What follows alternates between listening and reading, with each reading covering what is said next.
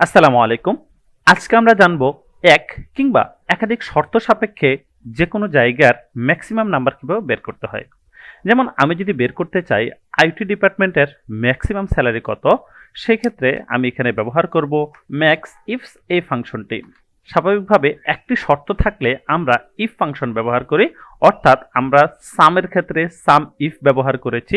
সেমভাবে আপনার কাছে মনে হতে পারে ম্যাক্সের ক্ষেত্রে ম্যাক্স ইফ ব্যবহার হবে, কিন্তু না, ম্যাক্স ইফ বলে কোনো ফাংশনই নেই।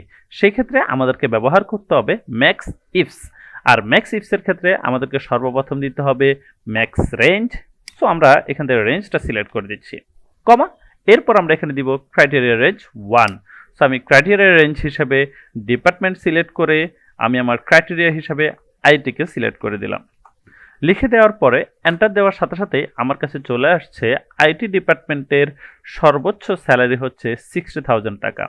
আমি যদি এখানে কোথাও 72 করে দিই, আমি এখানে করে দিচ্ছি 72, সাথে সাথে এখানে দেখুন আমার কাছে চলে এসেছে 72,000 টাকা।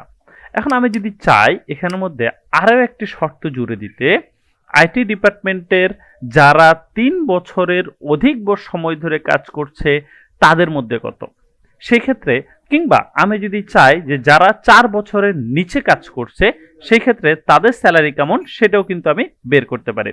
সো সেক্ষেত্রে আমাকে আরও একটি ক্রাইটেরিয়া রেঞ্জ সিলেক্ট করতে হবে, কমা, আমি এখানে চাচ্ছি যারা 4 বছরের নিচে কাজ করছে, তাহলে আমি অবশ্যই এখানে দিব ডাবল কোটেশন লেস দেন 4। এবং আমি যদি এখন এখান থেকে এন্টার দিয়ে বের করতে চাই তাহলে আমাকে এখানে দিচ্ছে 50,000 টাকা।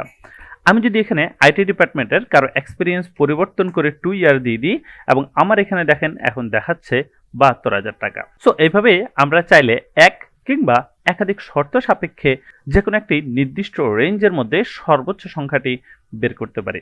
তাহলে দেখা হচ্ছে পরবর্তী ভিডিওতে, সে পর্যন্ত ভালো থাকবেন। আসসালামু আলাইকুম।